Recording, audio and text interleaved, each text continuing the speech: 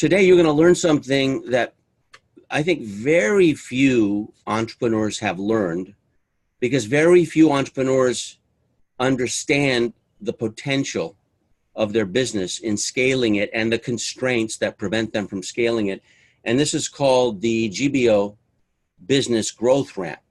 Now, it's not the GBO business growth ramp. It's called the growth ramp. I learned it from Ryan Dice, and I paid $30,000 to learn it. And my filled in sheet looks like this, that I'm showing on the screen, and like this.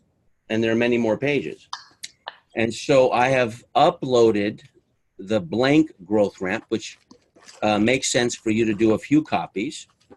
Kind of looks like that, right? It's all about growth. It's a ramp that you're going up in business. And most people don't even get to traction, forget breakout, but they don't even get the traction. Why? Because they don't look at the growth ramp process as stages, and they're too busy focusing on their message and their product and not focusing on how to create a customer factory of people who predictably come in. So this is what I'd like to teach you. I don't think I can teach it as well as Ryan can, but since you haven't seen his, then it's going to be the best presentation you've ever seen, because you probably have seen it only once. So GBO Business Growth Ramp, I want you to teach it and you'll learn it. I also have a 90-day plan that I uploaded into the Facebook group. It's there, as well as the typical entrepreneur's day, which is zigzag. And it's very, very funny in my opinion. So I want you to take a look at those files. I'm giving you very high-end stuff. I've never taught this ever in public, not even to my best clients. And so this is a very special training I hope you embrace and learn from. It's new for you. It's not new in general, but for you. So just know that this is version 1, which is better than version none, and you'll get better and better at it, and keep the conversation flowing, because that way we can go and not get too far behind. So in module 0, if you recall, we had the onboarding questions and answers. And in module 1, we talked about the roadmap of the 4 stages of where to go in order to identify your niche, to create content, to build your list, and to engage your community. Those are the 4 steps.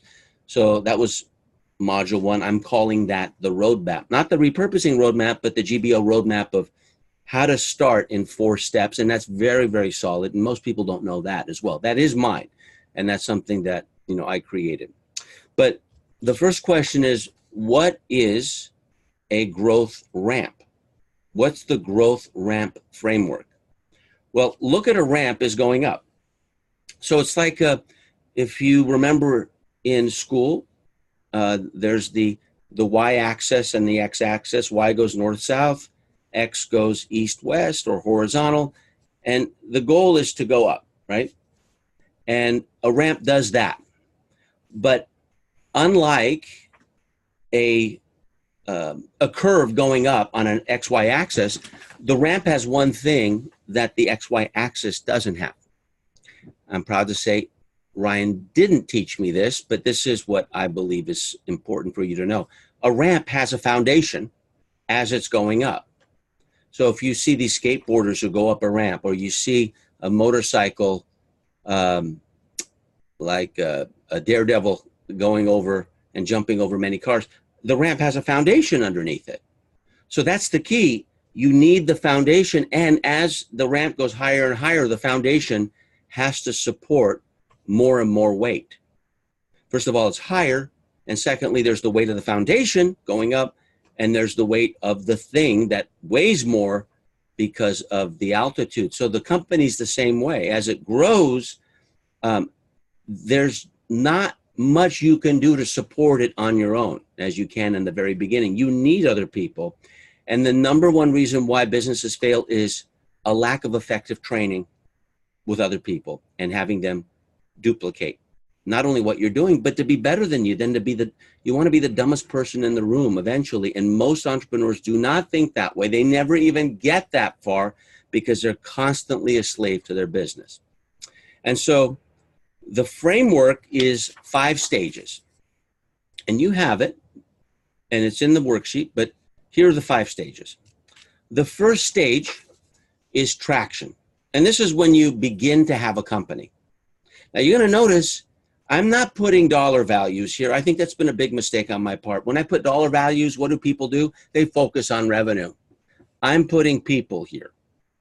So in the traction stage, your team is going to be you and generally about 3 people. It usually depends on the industry.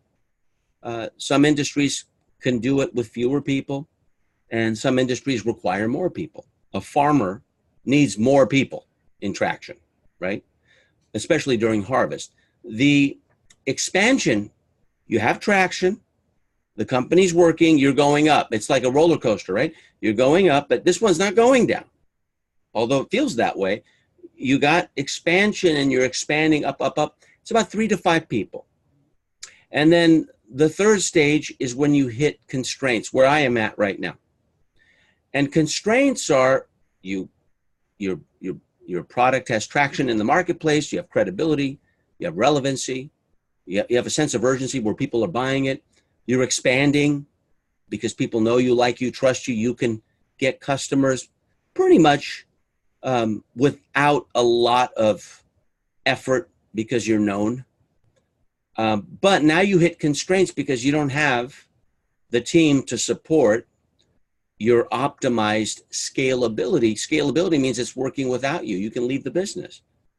Constraint means you are still stuck in the business. Now, I'm going to tell you one thing about constraint. And a good teacher would wait till the very end and then bring it back and tell you this. But I want to tell you now, because I think a great teacher tells you in advance. Constraints can be at any stage. You can have constraints at traction. You can have constraints at expansion. But constraints typically come in between the 5 to 10 employee level. And you get stuck.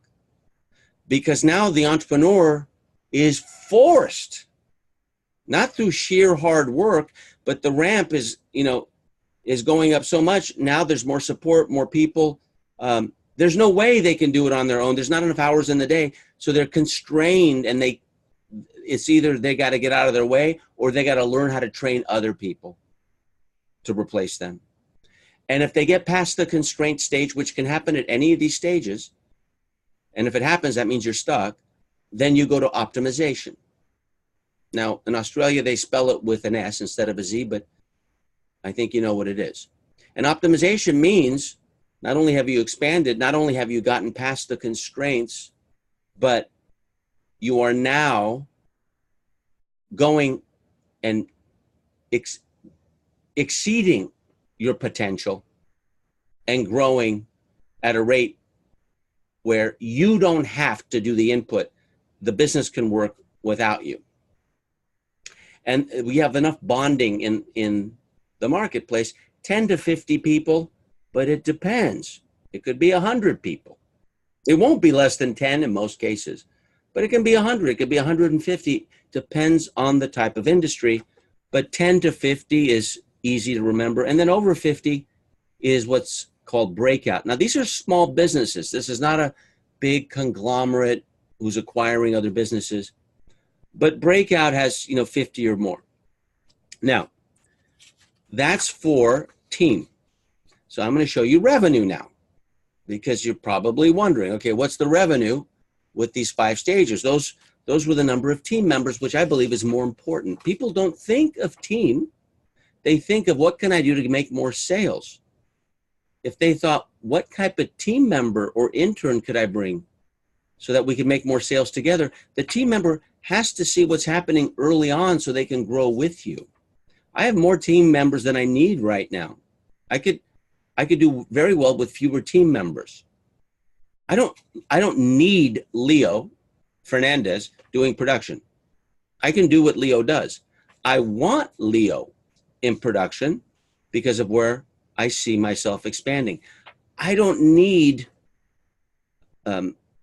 Adi, I call him AJ, to do repurposing or design. but I want him there to see if he's going to be the right fit. Don't know. They're going to be, I'm interviewing every single person in the company, including Sandra. I'm interviewing against their position for next year. And that was Sandra's suggestion. I thought that's a damn good idea. Imagine, no entitlement. So that's, and including Michelle for the head coach or head mentor. So having the ability to break out is not only having the right people, but having them in the right place. Now, maybe you don't want to have, a $10 million plus company. Maybe you want a $300,000 company. That's traction, and that means you're going to have to be working. You can't retire because it can't work without you, whether it's a guru business or not. With expansion, $300 to $1 million, you can expand to $1 million. I remember when I first did it. It happened very quickly. And guess the first thing that happened? Constraints. I got stuck at 3 million. Russell Brunson got stuck at 3 million before he found ClickFunnels as a model, a software as a service. 3 million seems like a lot of money. I was making less income, take home, in my bank when I first made 3 million than when I was making about $1 million. How's that possible? Because you're expanding and you have these constraints and you think it's cool, but 3 million doesn't mean 3 million. I have a friend who had a launch. He maybe made $80,000 to $90,000 profit from a $1.2 million launch. And that's Pete Vargas. As an affiliate, I lost money because of an offer I made to my core team, right? So it's easy to hit the constraints after expansion, but constraints could be at any one of these stages. Optimization, 3 to 10 million. And that's a big pop. Like 3 to 10, a lot happens there. And it can only happen when you're optimizing. You can't do it on your own. And then finally, breakout is 10 million or more. Now, I'm going to teach you something right now, and then we'll break for questions, that very few people know. It was taught to me by Clayton Mask, who is the CEO still of Infusionsoft. And he did a lot of research into the stages of growth of a business. Now, I think almost all of us will never hit the 12th stage. Maybe never will hit the 7th stage. I don't know. It's possible. But it's important to know what those are. Because of these 12 stages I'm about to show you, you will not have the same team 2 stages later. In fact, if you want to hit a constraint, keep the same team for 2 stages later.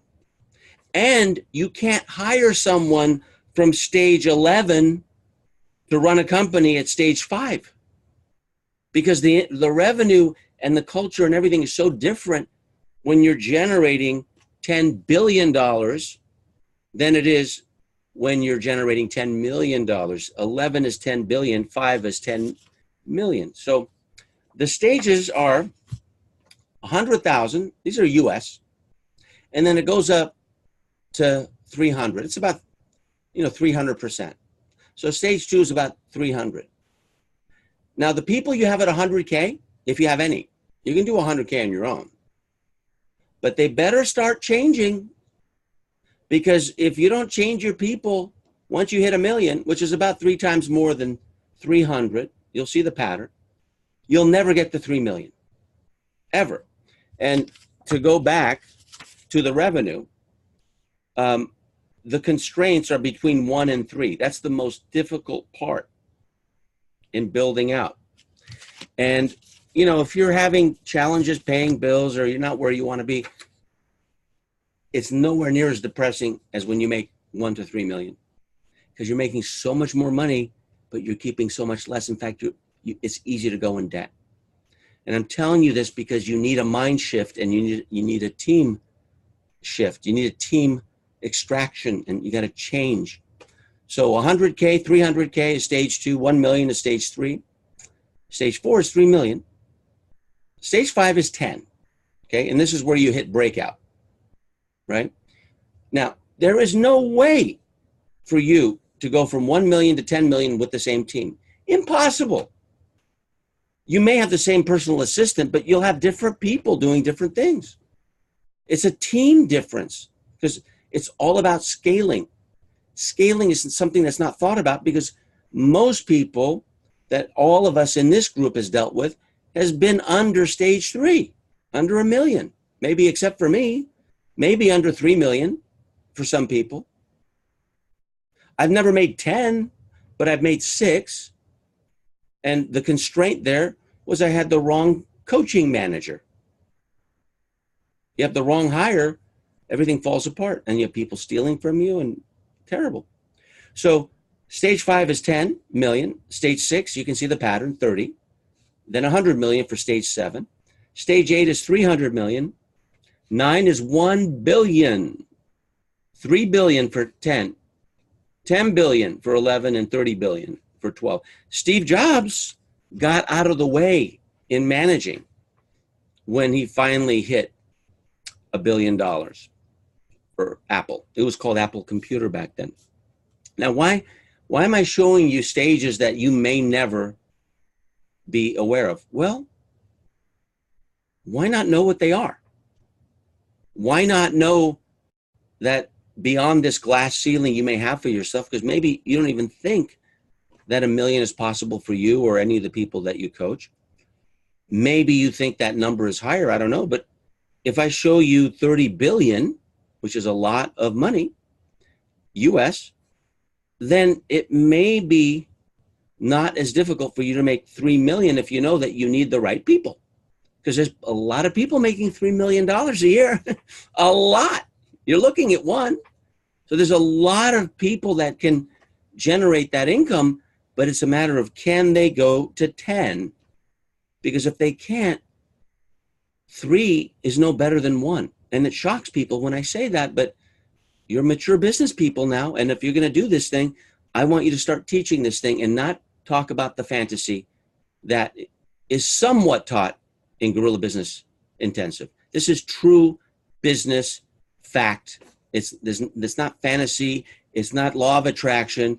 This is what happens, and it takes a team. Now, next, why is the growth ramp? Why is the growth ramp unveil constraints? Unveil means reveal. Because if you know that there are different stages, whether you believe in them or not, truth and believability are 2 different things. You'll hear me say that more and more now. Then each stage can have its own constraints, and you can't get to the next level unless you get rid of those constraints. So many times, rather than focusing on revenue or the product, it's focusing on placing the right people and the constraints that are getting in the way. And you can do that without making the money first. Eben Pagan did, Russell Brunson did, Vishen Lakhani did. Vishen Lakhani of Mind Valley, I don't know, maybe they'll make several hundred million in the next few years. In 2005, he didn't even have the money to come to a 3-day event that was $1,500 US. And he came to me at lunch and he handed me a joint venture proposal. I had no idea who he was, and I ignored it. And then 2007, he took teleseminar secrets and did not listen to a single module. And in 2010, I think he was doing 30 million with Mind Valley. He invited me to speak in Kuala Lumpur when I was speaking in Kuala Lumpur for GBI for a 5-day event. And he did teleseminar secrets with his entire team. And at no cost, I gave him either 5 or 6 sessions with his team together. Instead of doing teleseminars, they utilized what I taught them in principle, and they applied it to webinars, and they haven't done less than $1 million per webinar since, according to them. And so they do a webinar with Lisa Nichols. They make $1 million. They pay Lisa $100,000. They keep the rest. Now they're spending $500,000 on, prospecting, but it's not bad, to learn those principles. So here's a person who understands the growth ramp, but you would have never known it in 2005. I would have never known Ryan Dice in 2002 at 19 buying a $250 course he couldn't afford while he's in college would be worth probably 9 figures right now. But they found the right people and they got rid of the constraints. And you're no different. They're not any smarter. They just have the systems and they have the documentation for their companies. Now, constraints can show up at any stage. So I said that, and I want you to be aware of it because you may have constraints right now. The key is not how do I grow? The key is what constraints are getting in my way to grow. So I'll take a break and reach out to you and have a quick Q&A. So go ahead and raise your hand, and I'll see what I can do to answer your question. Jackie. Thank you, Alex. So looking at those numbers, first of all, thank you for what you've just said, because yes, we're no different to anybody else, and I just felt that hit me right in the chest, so thank you. In terms of the numbers and looking at online businesses, when you're talking about the staff members, I was really surprised because my thinking around online business is that because it's online, you don't need as many staff. So does that apply in physical and online businesses? If you have an online business doing $1 million, you don't need a staff of more than 3. But if you have an online business that's doing 30 million, you need a staff of about 50, which Digital Marketer has if you go to their offices. Okay. So if anything, I want to open your eyes and open your thinking because you just haven't been exposed to this and you believe in some myths based on what people have told you. And I've never taught you this, but their online is also legitimately a real business. And if you're doing 30 million, just think logically, you need payroll for that. You need to service those customers. You need to come out with new content. Digital Marketer spends $90,000 with the Philippines alone each month for their blog posts and content. Alone. And so what did they do? The genius of Roland Fraser, close friend of mine, he took that group in the Philippines and he packaged it and started selling it to other people for $7,000 a month since they're already paying for it. And he got 15 customers. And now his cost is covered by the revenue working with the same group who's making more money. That's what I mean. It just changes your level of thinking. The mistake I've made is I haven't taught my GBI students to think beyond the $1 million mark. They just think about 1 million. You can think $1 billion if you want, but if you think 30 million, when you get to 1 million, it won't seem like it's so far out of reach, even though it's expanding your thinking. And it takes a whole different level of thinking to get there because you need other people to get you there. So if you want to limit yourself and a million, let's say a million Aussie, you can do it with 3 people. You can't do it with 1. The most I've ever made with 1 person is $320,000, which is a lot.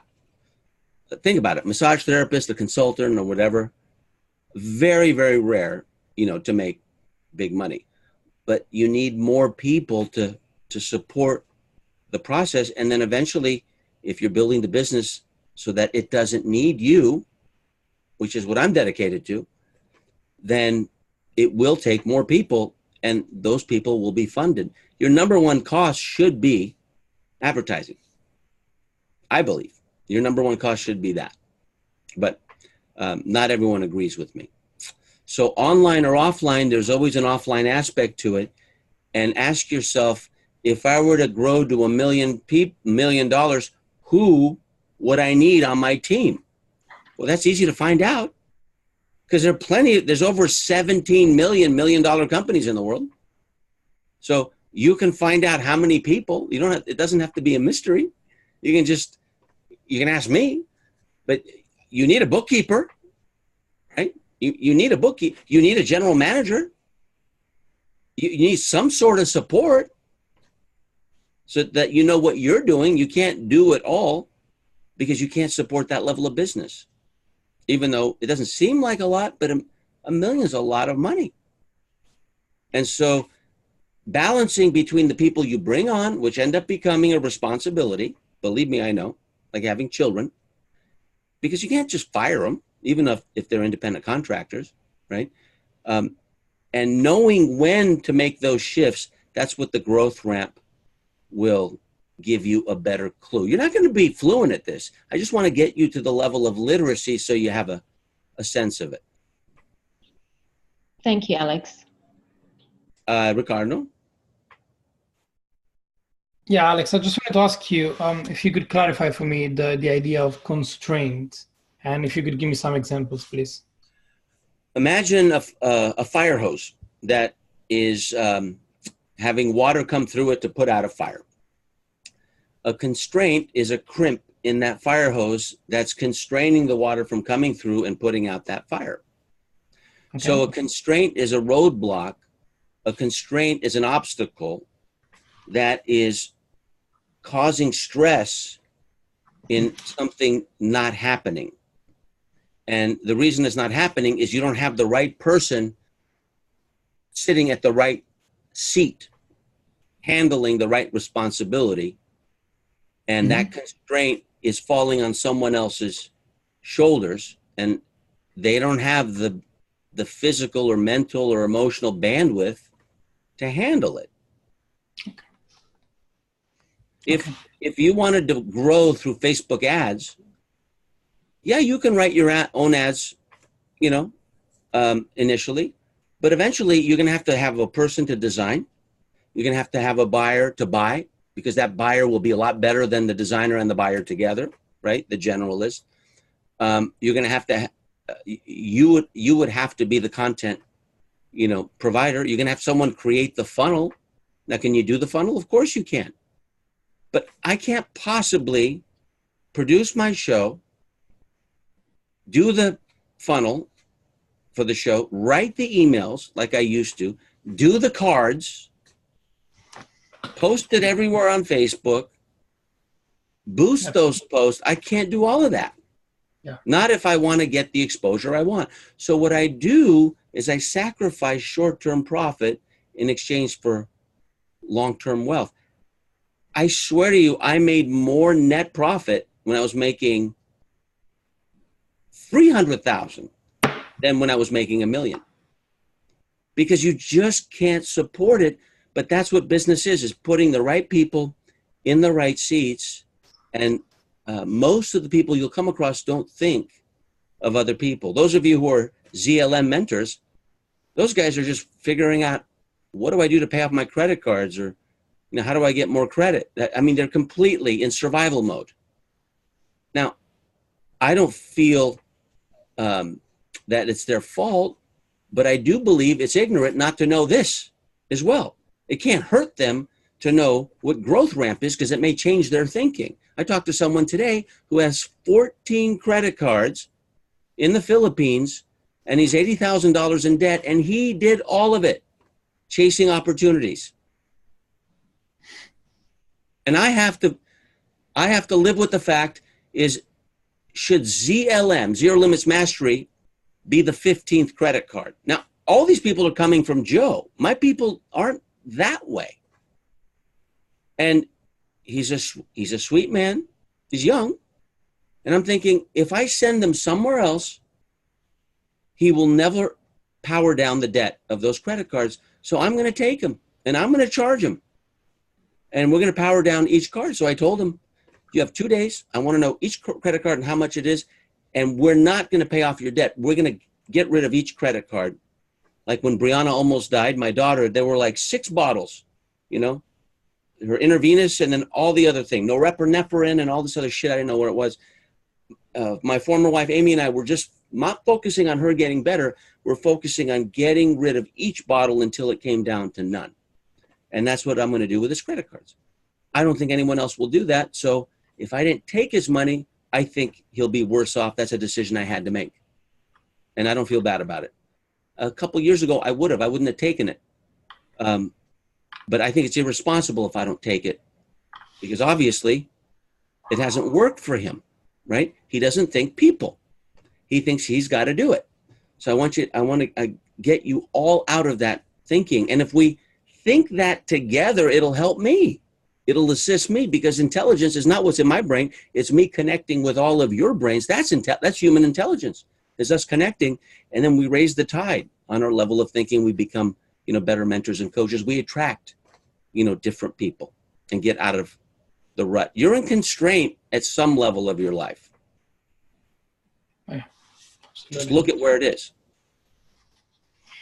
It's like it's being constipated. Yeah. You know what that means, right? Yeah, absolutely. I do know that. Yeah, it's exactly what has happened to me this week. I'm about to reach 10 people in my team, and even though we haven't sold anything yet, by the way, I know it might go against some of the values, but we're about to. And now that we're getting around 10, I've experienced the constraints myself this week. And it was interesting. I can only say that. It was really interesting. When you have 10 people, Ricardo, and this is for everybody, and this is important to talk about, your role changes from becoming a marketer to a manager. You have all these personalities now. And the team with the most talent doesn't win. The team with talent that gets along the best wins, because they're cohesive, right? So it's going to be a change of thinking. I knew when I'm going to teach you, and you're going to see with each of these modules, it's going to be very different than what you've learned from me. You may even be a little upset I didn't teach you this before. But the goal is for you to think beyond where you are, because it's a lot easier to get beyond where you want to be if you look at it that way. I'm not asking you to think 30 billion, but why not think 30 million? Why not know what a 30 million business, $30 million a year business looks like? Why not? You can learn that in a week. What does a $30 million business in your niche look like? You can find a $30 million business. Well, then once you know what that is, then you go backwards. Heck, you can interview them on a podcast or a Facebook Live and see at what level did they bring new people on. And you will see that the habit of a business leader at those levels are different. You have a company in Brazil that Leo's a part of. The leaders of that company are not leaders to keep the team cohesive. They're in the business of promoting. So if you have a team of 25, you have 25 different promoters that are not coming from the same place. But instead, if you had one cohesive team that promoted like a bicycle wheel, it was all connected, right? Versus disconnected, then you have a team that's communicating and growing, and things change in business where it's no longer selling products, it's selling ideas to people so that they feel motivated and inspired to do the work without you being on their back. Very difficult to do it as a virtual company, which I have. A little easier to do it as a physical company because everyone's around, right? Right. Unless it's as cramped as the Brazil group that Leo's part of. Everyone is all in one place. It's kind of like downtown São Paulo, up in the hills or whatever. But here it's more difficult because I have people in different time zones. Now, who knows this? Leo knows it. Diana knows it. Because they've experienced it firsthand every week. So the only thing I can do for cohesion to grow is to have a weekly huddle with the team, with an agenda, and then private huddles with the individual. So we stick with the same agenda and the same theme. And editorial calendar, I mean, you know what that is now? That is a documented way to get everyone behind the same mission. I don't have core values for the team. I should. Why? So that they know why they're doing this. But I know what they are. I teach it, but I don't have it for the team. So my vision of core values is having it on the wall and everyone comes in and sees it, but not as a virtual team. So that's my thinking. But the growth ramp's purpose is to show you where the constraints can be, even if you think that some of these stages are way beyond your grasp. They don't need to be. And you can be part of a company that is already there. Who else? Diana. Yeah, when you talk about scaling, and all you guys have experienced a little bit of constraints with your team members, when you reach that point that you notice that there's a constraint and you have a team that is cohesive, but you know that you gotta grow, what would be the best choice to replace them, which will be looking for people with a different mindset, I guess, apart from the skills? Or will you actually invest in training them to fill the gaps or get even more people to support them? I'll tell you what I used to think, and I'll tell you what I believe now. I used to think that I could train them to go to the $10 million level. I no longer believe that. Now, I believe and I know that I need to replace them with people who've already been there. So each year, if I interview people, and if I'm interviewing someone who's in a company doing 10 million, that person can give some more leadership to a company that's doing half of that or a third of that. I've got to replace the person who's learning because I'm paying that person. I'm actually supporting and paying that person in order, for them to grow. And they're creating the constraint because they simply don't know. It's not their fault, but they just simply don't know. Remember, you were in the same meeting when I talked about the stages of growth, and I said, if we get to 10, most of us are not going to be here. And Sue was the first to go, right? We didn't get the 10, but if we're growing at a certain level, the people who started with you at the lower level will make it a lot more difficult, and they will be the constraint. But imagine if you can afford it, you pull someone who's coming and you pay them 20 or 30% more per year, and they're coming from a $10 million company or 30. They have the systems, they have the documentations, they have the leadership, they have the work style, they have an unfair advantage even compared to the CEO who doesn't make that money yet, right? So moving with the company is not possible, I believe, and Clay and others agree with me, more than 2 stages, like going from stage 1 to stage 4, or stage 4 to stage 7. Going more than 2 stages is almost impossible.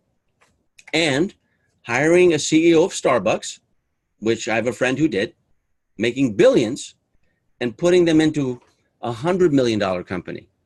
100 million is a lot. That doesn't work. Why? Because they have no idea what a $100 million company is, because their whole life is completely different. It's more political than it is business. 100 million is still considered small business, folks, or kids, as Sandra says. So if anything, just expand your mind like a balloon so it doesn't come back to the same size it started at the beginning of this event. And you don't have to be a sole proprietor, but you're more than capable of being. I just want you to be the right mentor and coach to produce people more successful than you, because that's my goal. I'm successful at doing that because my students become my teachers. Diana. Yeah, thank you so much for what you just said. And there are a couple of things that I'm going to take away, because it's still, by being with you for over 3 years, I really believe that attitude is paramount, and that's what makes people stick together. Though the skill and being there before, it adds up for a lot too. So that is my takeaway from all you're sharing. Awesome, thank you. Yeah, a person with a good attitude who has ineptitude is still a person who has ineptitude. Who cares if they have a good attitude? They're still, inadequate at what they're doing. So it's not something to feel bad about. It's life and death. And the company won't grow unless those people either get a new set of skills or get new training. But it won't impact most of you unless you make that your mission. It will impact my company and the people in it right now, the people in the core group, as it grows, because I plan on being 3 times as big now that my kids are, independent and I can actually spend the time on the business. When things grow, I can spend the time and do the all-nighters where before I couldn't. I was afraid to because I didn't want to, have the upbringing that I had. But I plan on the company being, first of all, not being reliant on me, as Leo knows, and also to be 3 to 5 times as big as it is right now, and keep it there. I don't need to. I want to stay virtual. So I just have Mia come into this office, my personal assistant. I'm very fortunate. She lives in my apartment complex. She doesn't just do it for the money, which is important. That's why I hired her too. I had 2 other people who were going to do it only for the money. That's a whole different mindset. Because if they're in survival, imagine how that's impacting me. That Sandra's biggest complaint about me, and she says it to support me and to protect me, is you don't need to give more work to people just because they need the money. And that's what I do, right? So that's not good business. And, and I'm not doing that so much anymore, but I used to. And people I did it with. I didn't do it so much with you, but I did it with other people who really didn't need to be there because I felt bad. They needed the money. So Mia doesn't need the money, and she works maybe 15 hours a week. But it's a really good mindset because I know that I don't have to think about giving her extra stuff. She just does those certain things that save me so much time, like dropping off Minnie and picking Minnie up, when I'm traveling, groceries. I mean, there's hour and a half right there, unpacking, picking up stuff from the store where I'd get stuck in traffic. I got mentored by someone and I said, God, I'm at a constraint point right now. It's driving me crazy and I can't grow. He says, you just need a personal assistant to do all those things. And I didn't think I needed one, but I got one. And it's made all the difference. I can't, just putting the books after coming from Genius Network in alphabetical order, on the bookshelf. Okay, that would have taken me like an hour. All my cards there in the corner, if you can see the action cards, right? All that shit.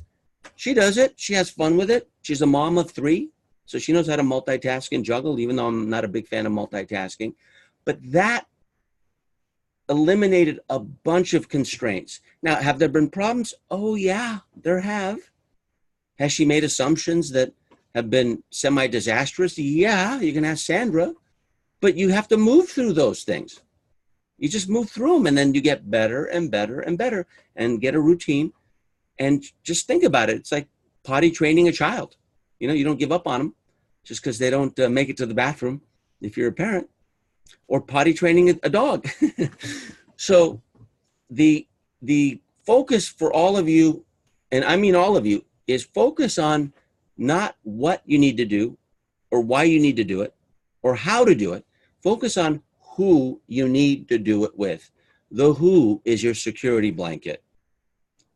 Until you experience that, just like Mia eliminated my constraints, for now, I can't tell you what it's like. Experience is the only teacher. It's not believable until you find out. And I didn't think I needed to pay her, and I didn't really want to. I didn't need that extra expense. But I can't imagine not doing it now. So I found a way to just make it, natural and cover it. So I'm not asking you to go beyond your means. And a lot of people do that. So they'll overhire, and then they'll keep it that way for a while. They don't want to let them go. So Ricardo, you need to be very, very, clear. If the sales don't come in, let your people know. If the sales don't come in, we can't have 10 people forever. I've done that, right? So if the sales don't come in, let your people know, why they're there, and make everyone responsible for the sale. Why not? Everyone can sell.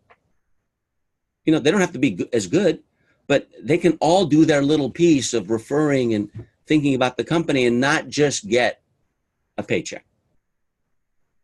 Who else? Before I move on. All right. Yes, Ricardo. I just wanted to add something to it.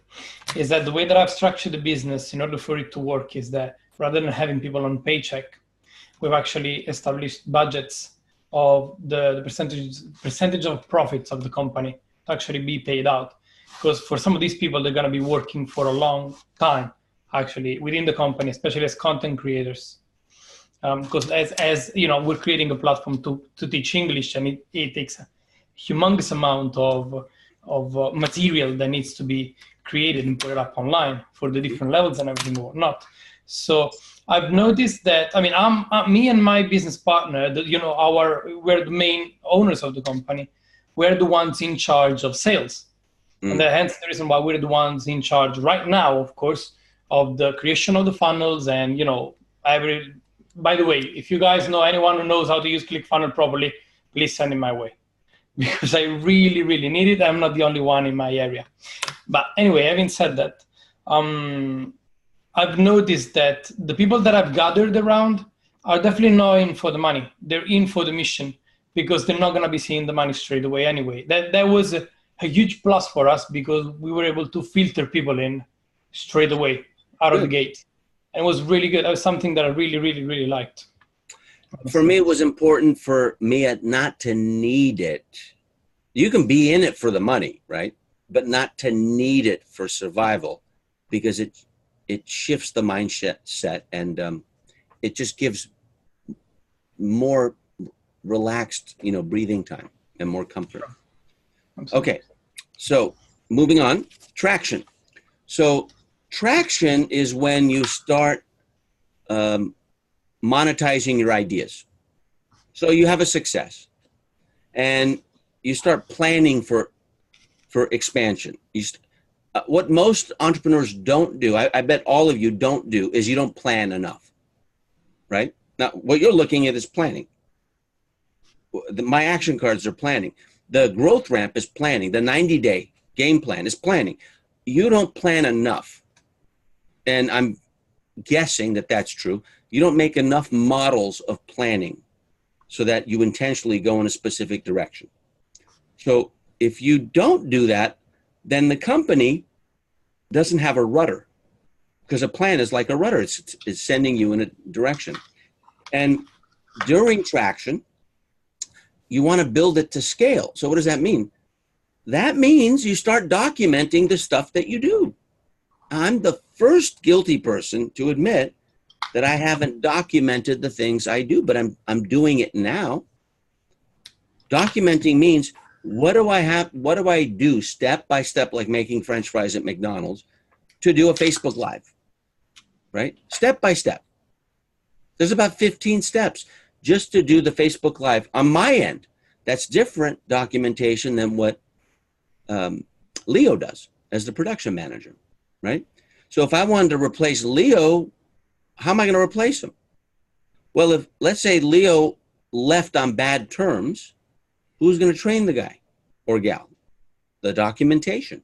No documentation, all constraints, no expansion, right? So very, very important that this happens. By the way, Leo, that was not said out of nonfiction. That was purely fiction, but I'm saying that's happened to me, where the person leaves and I was going to give them a month's pay to train the new person. They didn't do it because they were upset with me for letting them go for the reasons I let them go. Documentation would have eliminated all of that. That's another thing. If you don't have documentation, you don't have freedom. You're constrained to your people. And once they go, you're screwed. So ideas monetized, expansion planning, and then building to scale. It's difficult to expand and get traction. Traction is the first step. Without those things, traction just means you may not have traction in your business right now. You may be pre-traction, but you know when you have it, right? Because you're not always thinking about where's the next customer coming from. Expansion is when you have a customer factory. You're not relying on launches. Why? If you rely on launches, which are not about expansion, they could be about traction, right? You just get it off the ground, right? But if you rely on launches, you have to reciprocate, and you're doing things for other people. You're diluting your email list or your mailing list or whatever type of list that you have. You're spending time away from your business and supporting someone else. What you need in expansion is a predictable sales process, a predictable people who are referring you. And at Business Network International, the Business Network International groups are designed to be predictable to refer to each other. It's predictable. And if you belong to a few of those groups, you get more. And a customer factory is just that. Through referral, through advertising, through repurposing, which was the topic of today's Facebook Live. Now, the constraints are, they're triggered at usually in between stages, right? So just think about this. Even if you've never experienced it, before you can go to the next stage, you got to get rid of the constraint, right? And then the constraint will cripple you because the things that happen are not predicted. If you have a customer factory, like if there's just an ongoing group of customers that are coming into you, maybe because you have a relationship with a magazine that you write for, like Harvey Mackay, and you constantly get customers. Maybe because you belong to a high-end mastermind and they just hire you, like Tucker Max does for Business in a Box or a Book in a Box. If with the constraint, you're going to stay there if you don't have a new skill set to go beyond that. And the skill set is not doing what you do better in your job. It's being better with people and finding the right talent. It always comes down to talent. And if you've never gotten your company that big where talent mattered, it's important for you to at least know that, because some of your business clients may be there in the future. I don't want you to be intimidated because some guy has done 10 million and you're coaching them and you haven't even made $1 million. You can still coach them. Even in business, you can still coach them with what I'm teaching you right now. And you can shadow me if you don't have the confidence to coach them just because they've made more money, because chances are they have constraints and you can coach them to find what those are. So you want anticipated growth. If it's unanticipated, you get crippled, and that's what constraints are. I guess I needed a online business manager for my funnels because I'm growing too fast. Or I needed more salespeople because I have too many leads coming in. Now, optimization. Okay, you can't do it without enough talent. Okay, having systems and documentation is the key. Systems and documentation. The numbers that I'm giving, you may never reach this level, or you may many times. But at least think in this terms, because optimization also works for a $100,000 business in a different way, but it also works like that.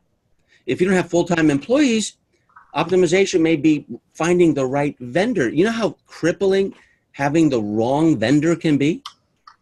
You know how crippling finding the wrong mentor can be? Ask Jack. And I'm not talking about me. I'm talking a mentor who attacks you in public. Like, what is that about? A mentor who attacks me as the master of ceremonies after giving him a 6-minute standing ovation, which he thought he was responsible for. Okay, if you get the wrong people, then that's where you go in the wrong direction enthusiastically. That Alexism came from my former girlfriend who was in the lead vehicle during a bicycle race, and she went in the wrong direction. And if you know the story, I was ahead for, over 60 miles. Minnie, stop it. I was ahead for 60 miles, which is very difficult to do in a 100-mile race. She went the wrong direction at about, I don't know, a quarter mile, maybe even half a mile. So now we got to come a half a mile back. And she turns around in the car and she says, sorry. And I'm exhausted. I'm going, fuck you. And I broke up with her at the end of the race. But that's where going in the wrong direction. I lost the race. I got sixth. Going in the wrong direction enthusiastically is having the wrong person, in the company, or working with the wrong vendor, or being with the wrong team. Have your boundaries. Like, make sure you're with the right team and you can, there's growth. I don't think, for any of you, I don't think that there's a lack of growth potential from what I could supply you. If I had someone, I can think of dozens of people who I wouldn't feel comfortable teaching because they have more experience than I do in the marketplace and in a company doing a lot more money. And so they've seen more inside a company. They may not have, doesn't mean they have emotional maturity or they have logic. It just means they have certain systems to have grown it that far. You'd be shocked at some of the smartest business people. You'd have more logic and common sense than they do, but they have figured out certain things and they're very, very focused and not like the 14 credit card guy spinning a bunch of dishes. And with Breakout, you need an exit strategy. Can the company be bought without you, right? And you have to take yourself out of operations. You're not even in the company doing operations. You think Warren Buffett does his own bookkeeping? And you have a board of advisors, which you can have earlier on, but now they take you seriously because you're making money and they know they're going to make money, right? So the whole point of this is that being productive is not your goal. Freedom is the goal. A productive business is not your goal. Is to free yourself from that business and build it in such a way so you can be a slave to it in the beginning and then be free of it in the end. Bill Gates did that. Steve Jobs did that. Oprah Winfrey did that. You can do it too. How do you know what phase you're in? Well, it doesn't just have to be with the numbers, because the numbers may vary, the revenue. Think in terms of team. If you don't have one team member, if you don't have a personal assistant, then that's your first goal. Because you are not going to grow without a personal assistant. No way. So what do you have to do? How much more money do you have to make to get a personal assistant? Not to pay the rent, not to live a lifestyle, to get a personal assistant, if that's the first thing that you need to do. Right? And there's different levels. A controller, which is like a higher end bookkeeper, a sales team that's on board and not outsourced, right? And as it grows, everything changes, and it's just as stressful because you're taking a risk and you're anticipating. But this is what business is. And this is why people who have a full-time job don't understand it. This is why my former wife didn't understand it. And it was the big difference between my attraction to Sandra and my former wife. It wasn't just about how well we got along. It was complete mindset of risk and having to support the family. And it's all about the growth ramp and knowing what stage you're in. Now, what happens if you teach this idea to other people? Well, here's what happens. Doesn't mean that they're going to understand it. Doesn't mean that they're going to absorb it. But what it does mean, you're going to grow. Because this is not something you're going to outgrow. When I have people that are making $120 million teaching this, okay, you're not going to outgrow it. So it may not seem totally relevant to you. It may not be inspiring. Maybe it is. But if you teach it, you're going to learn it better and you're going to grow. You're going to think differently and you'll end up making more money. So with the growth ramp, if you absorb it, there's never imposter syndrome, which is, I have no right to teach that. Or I have no right to be where I'm at. A lot of people have imposter syndrome, especially in the guru business. I've never had it because I've never not prepared for a presentation, as you can see. It's not fun for me preparing for this, and I'm not doing it for the money, believe me. But I want you to learn, and this was an opportunity to take all of you to a whole new level, and there's no guarantee that any of you will be business coaches based on my standard, but why not go for it? And that's not a threat. I'm having a very, very high standard, and so far so good. You're sticking with it, and I'm proud of everyone I've quizzed. If you go and you become growth ramp mentality, you won't have this business slavery like I have right now. Why do you think I'm teaching this? Because I'm a slave to my business. Do you think I want to go to Amsterdam for GBI? Do you think I want to go back to Brazil with all the disappointment I have? I love Leo, but man, is that untapped potential down there. Constantly dealing with just bullshit with people I love. I don't want to do that shit, but I'm a slave to it right now. So I don't want to do it because I'm not growth ramp minded. Okay, I want to be able to have the choice and say, I'll let the other Alex do it. Okay, and when you guys have matured, then I'll come back. But I'm not going to be wasting my time doing this because it's bringing me down and it's wasting my time. Anticipate obstacles. You can now anticipate. The most important verb, I think, it's not my verb, but one of my friends who was Tony Robbins' partner, his verb was anticipate. I anticipate, therefore I am. Imagine if you can anticipate things that happen often. Warren Buffett's pretty good at that. And I think for me, the most important thing is know when to add a team member. And if you just obsess about this number 4 and think about it, even if you don't have experience, you can always ask. Very important. The big shift that you'll have is it'll turn you from a marketer, which is super important. And I've had a lot of influence teaching you about marketing and not just focusing on your product or your message, but it turns you from a marketer of products to a leader of people. You cannot grow a company seriously unless you can lead people. Marketing, this is a quote I came up with. I was very proud when I was writing it at 11 o'clock at night. Marketing builds sales, growth ramp builds factories.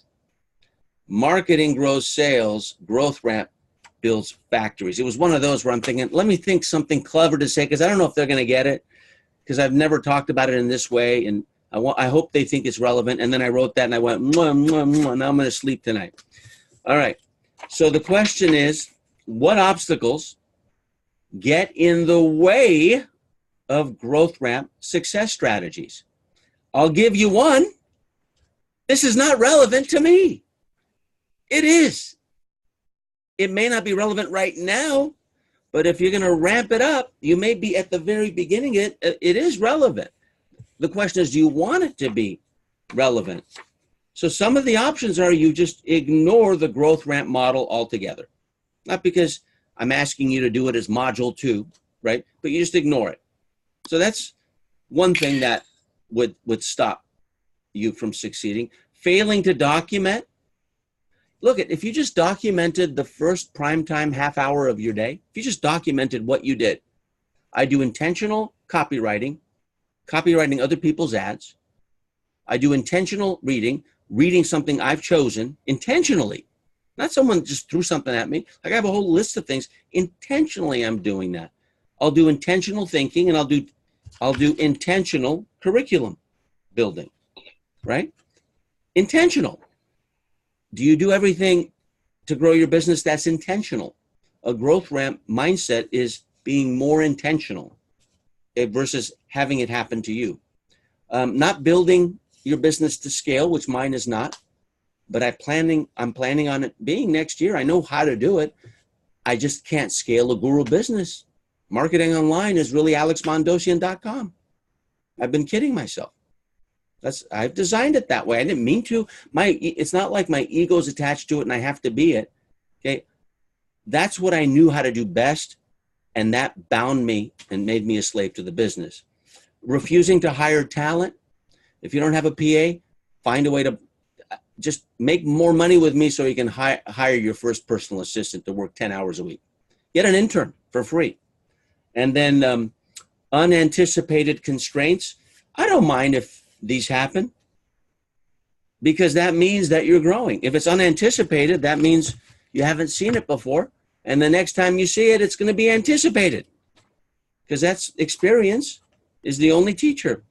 So your next step is you have, it's a very simple process. You don't need any teaching from me on it.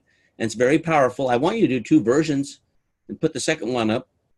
It'll take you an hour with an hourglass or with a countdown timer, but complete your 90-day game plan, upload it to the Facebook group so I can see it, so everyone else can see it.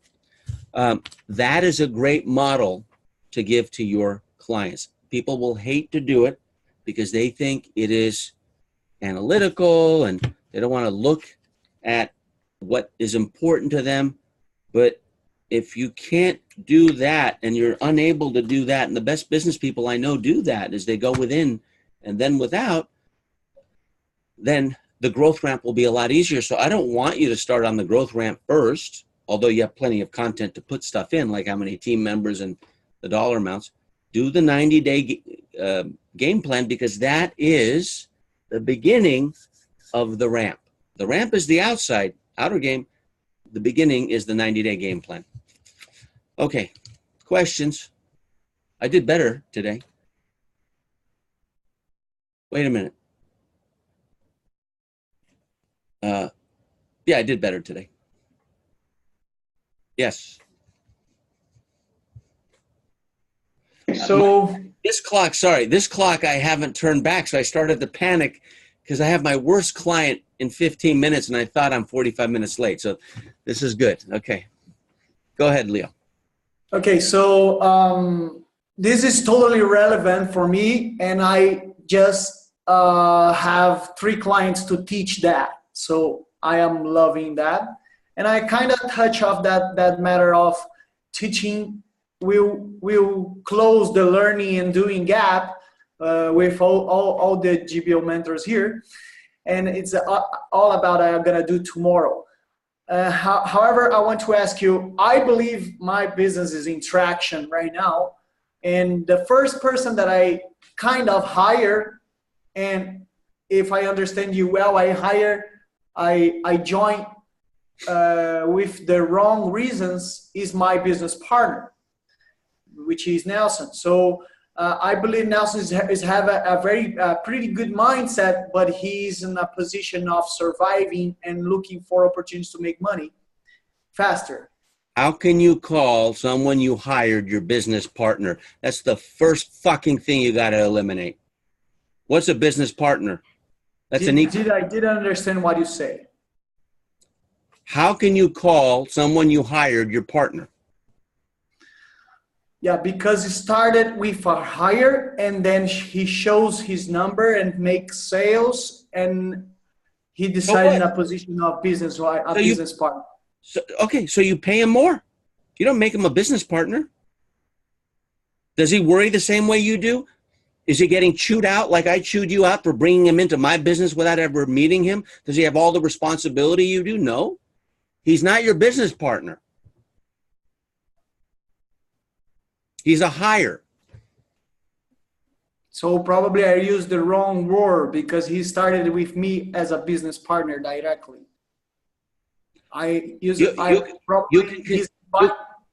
You can continue doing that, Leo, but I know firsthand experience for many years, making a partner too soon is your single biggest constraint that will not only put a ball and chain to your ankles, that's a weight with a chain, it will do it and you go underwater. So Sonia will be starting in 15 minutes, okay?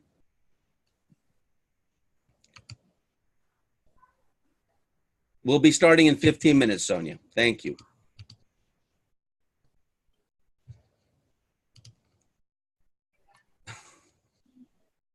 Okay. Now you see my life, okay? 5 years. 5 years. All right. So he's not your business partner. Get that out of his head, okay? You're not partners. And you know why I'm so upset? Because it's going to impact me. He's not your partner. You're playing small just because you don't know what to do. I wish I would have given you a speech 2 months ago. He is not your business partner. He doesn't have your knowledge. He hasn't earned the right to be your business partner. You are just lifting him up so he can bring you back down. Nothing against him. It's business, not personal. He is not your business partner. Thank God you brought it up, because I bet other people in this room have done the same damn thing. He's not your partner. Don't ever say that again. Okay? He's your employee. He's your vendor. He is not your partner. You're not my partner. There's no one in this room that's my partner. Sandra's not my business partner. A business partner shares the struggle and the devastation and the worry and all the shit that I have to go through. That's my business partner. None of you share that. You have your own. So he is not your business partner, Leo. I know that for a fact. And what you're doing by making him that is you are minimizing your productivity and your status and your ability to grow, because now a business partner takes on the entitlement of making decisions with you. He doesn't speak English like you do. He doesn't take part in this. He's an IT guy that does stuff for you. He's not a business partner. And the reason you're hearing this level of passion, this is for all of you, is because this is exactly what a constraint is. It's not a game, man. It's business. He does not share. You're undervaluing yourself. He doesn't share the shit you have to go through. I've seen your sleepless nights. I see the times you have to be away from your girlfriend. I see the shit you go through with Leandro and me. He doesn't go through that shit. He's a passenger. He is not your business partner. Get that out of your lexicon or your language. Go back and you talk to him and say, I made a big mistake. We're not partners. And you know the worst thing about saying he's a business partner? If you don't have a contract, then there's even less of clarity on that. And if you do succeed, he'll say, hey, I'm your business partner. Remember me? Happened to me 3 times. Not once, not twice, 3 times. So it is my duty to tell you that no matter how much money you think you can make from now and whatever you think you're doing now, whether you're disappointed or not, if you start this way, you are starting with a mini cancer that's going to get in your way to grow and limit your flexibility and growth potential. This is not about Portuguese versus English. You know what a partner is. He's not your business partner. He's not a JV partner. He's a vendor. Got it. Thank you. Take care of that quickly, because I'm involved. Okay? And I will not talk to him until you tell me you took care of that, because you just lumped me into it. I already took care here. That's half of it. Take care of the other part. Who else? Yes, Justina.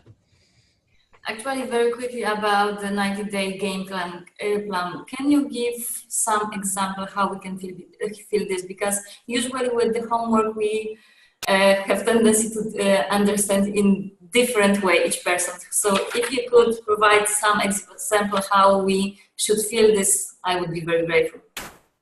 Okay, I'd love to do that. Now, read the first box. Past 90 days, I'm proud of. What are you proud of? What explanation is necessary there? Okay, but this is, my first thought was, okay, I can put this about business things. I can put this more about personal things, right? So this will you.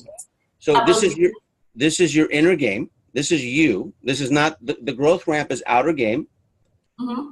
And this is setting you up so you start thinking about what the business is going to look like, right? So this is all about you. So just answer the questions as it's there. What are you most proud of? That's going to show your accomplishments. What's the next box? Present. I'm confident in. Okay. What else? Next one, I'm excited about. I'm worried else? about. Worry about, that's a good one. I just gave Leo a new worry. Make sure you hold him accountable. What else? The Spaniard says yes. What else?